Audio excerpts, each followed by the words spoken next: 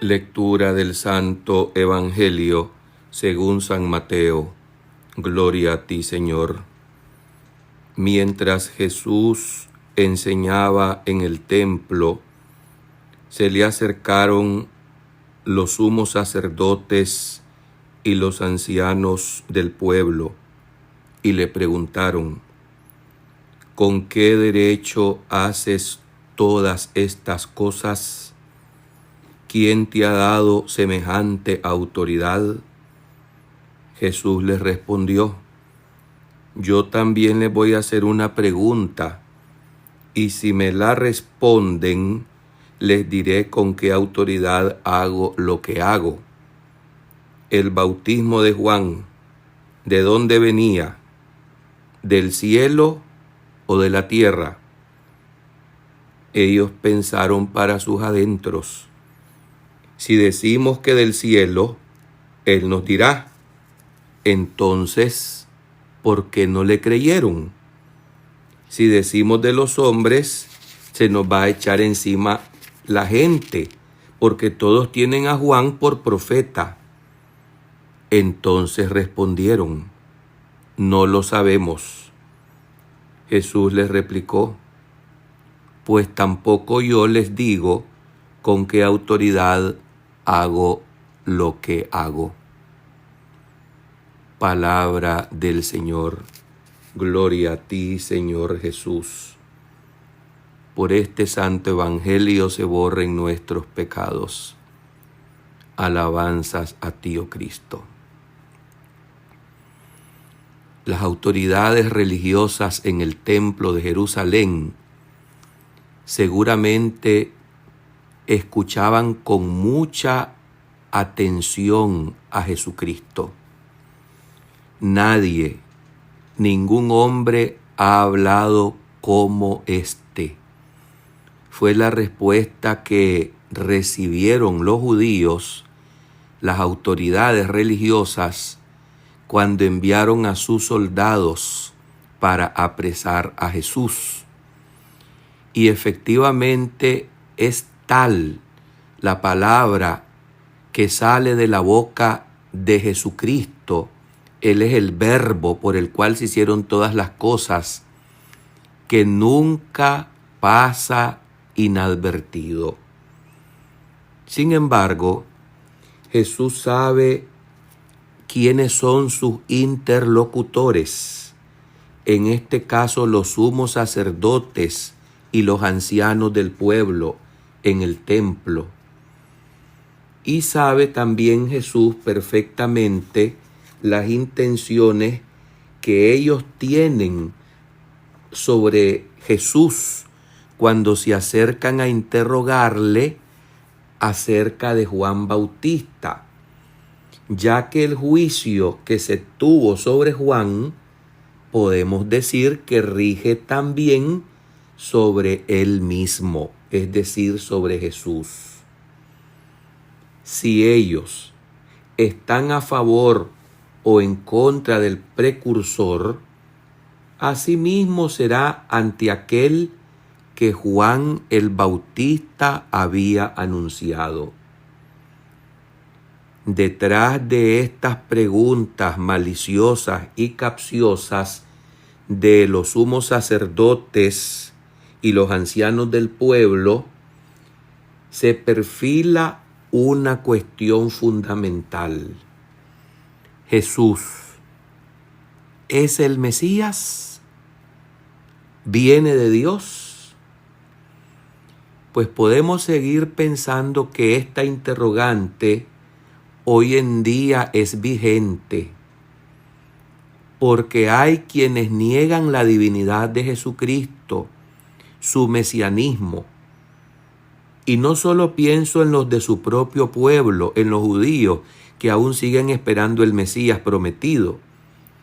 Pienso en diversidad de grupos, de ideologías, que negando la divinidad e incluso la misma existencia histórica de Jesús, quieren imponer sus caprichos y quieren apartarnos del camino del bien.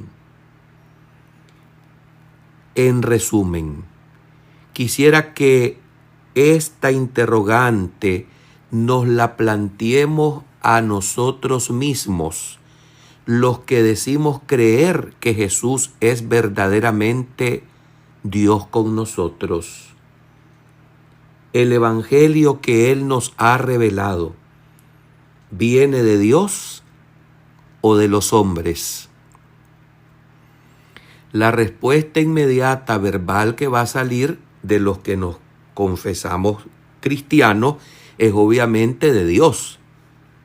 Sin embargo, lo que dará testimonio más que nuestras palabras es nuestro modo de vida. Si verdaderamente creemos que Jesús es Dios con nosotros, es el Hijo de Dios vivo, definitivamente nuestras actitudes lo pondrán de manifiesto. Al contrario, podemos tener un discurso grandilocuente e incluso agradable con una retórica y oratoria extraordinaria, mas si carece este discurso de un testimonio y de coherencia con nuestras acciones, nos descalificamos a sí mismos ante el mismo Señor que todo lo ve y todo lo conoce, y ante quienes nos contemplan y nos escuchan. ¿Por qué? Porque sencillamente caemos en la misma actitud farisaica, que dicen una cosa y hacen otra.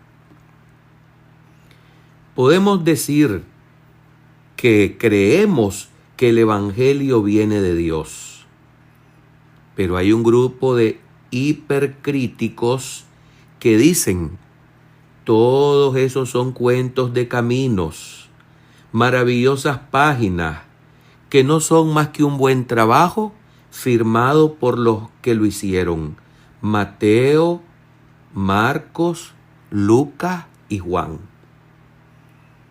Pero nos tenemos que detener para considerar lo que ya les expuse. En verdad que somos inteligentes, y para eso se nos ha dado esta capacidad en virtud de nuestra imagen y semejanza con la suprema inteligencia, que es el mismo Dios.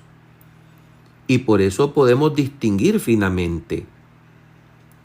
Pero aquí se nos pide otra cosa: discernir a fuerza, en primer lugar, de la oración, lo cual significa de una experiencia personal insustituible con el autor de este mensaje, que es el mismo Dios, Jesucristo nuestro Señor. Y lo segundo, por la capacidad que tenemos de pensar y de razonar, también estudiar. Por lo general, hermanos, un protestante, es decir, un no católico, que estudia seriamente y profundamente las Sagradas Escrituras y estudia la historia de la Iglesia Católica, se convierte al catolicismo. Así es. Más al contrario, un católico ignorante es un seguro protestante. ¿Por qué? Porque no profundiza. O todavía más, un católico soberbio que se cree que todo lo sabe y que todo lo conoce, también sucumbe. Porque nos tenemos que acercar, sí, con la capacidad del discernimiento y de la inteligencia, pero tenemos que ponerle también la oración y la fe a estas revelaciones que vienen de lo alto. Cuando decimos que hay que estudiar, no nos debemos asustar. Hay algunas personas que dicen: ay, pues yo me quiero quedar con la fe del carbonero. Es decir, que no quiero conocer mucho porque me voy a confundir y me voy a enredar. Pues no, porque depende obviamente de los maestros que tengamos. Y esto es lo que le tenemos que pedir también hoy al Espíritu Santo, que nos suscite, que nos regale buenos maestros, porque como dicen los santos, es mejor estar solos que mal acompañados en el pastoreo de una diócesis o de una parroquia o de un grupo católico. Así es, porque tener un ciego que guía a otros ciegos, como dice el mismo Jesús, los dos irán a parar al mismo hoyo.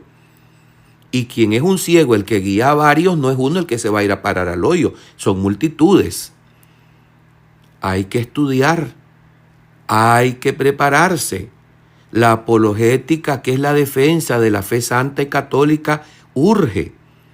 Pero pidamos que quienes nos instruyan sean personas de oración y de fe, y que tengan coherencia de cómo enseñan, de lo que enseñan y cómo viven. Hace unos años, en un día del maestro, día de San Pedro y San Pablo, en mi natal Nicaragua, les di una conferencia a unos maestros. Me había invitado un colegio para hacerlo. Y observé que algunos me querían matar cuando les dije que no puede ser que ellos, siendo maestros, den ejemplos incorrectos con su modo de vida a sus alumnos, a sus pupilos. Y pasé inmediatamente a ejemplos concretos cuando les dije: si este colegio es católico, y en verdad se decía lo era, no conviene que tenga a cargo de la enseñanza, así sea matemática, geografía, historia, a una persona que vive en adulterio o que sea motivo de escándalo porque es un pecador público y sinvergüenza. Algunos, repito, me querían matar. Y algunos argumentaron: ¿pero qué tiene que ver nuestra ciencia, nuestra enseñanza con nuestra vida privada? Y les dije: ahí reside toda su fuerza.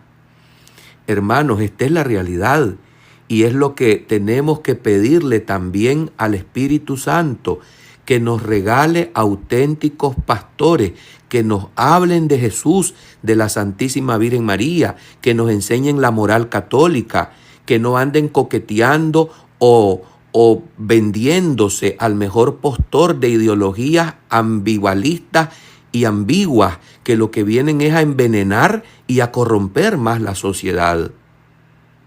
Hoy sufrimos el síndrome del caballo de Troya, incluso en las filas clericales de nuestra Iglesia Católica, porque algunos, después de haber hecho, según ellos, porque cuando los oigo hablar me dice todo lo contrario, grandes estudios y cuelgan de sus paredes grandes títulos honoríficos de universidades europeas, pontificias, etcétera, etcétera, cuando los oigo hablar me dejan perplejos, porque no les veo absolutamente el mínimo, pero el mínimo apegamiento y fidelidad a la doctrina bimilenaria de la Iglesia.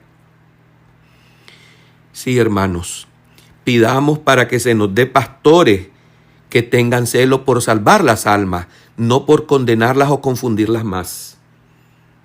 Hace poco me comentaba una persona que compartía sobre este asunto cómo un sacerdote jesuita y adulto negaba la existencia de Adán y Eva y empezó a hacerse bolas y empezó a decir que todo es permitido, que todos nos vamos a salvar. Dios santo. Aquella persona que tenía, siendo laico, una sólida enseñanza y formación, me contó que se levantó y se atrevió a irle a decir al que estaba diciendo semejantes desaciertos y confundiendo a la gente: Padre, tenga cuidado porque lo que está diciendo está haciendo mucho daño.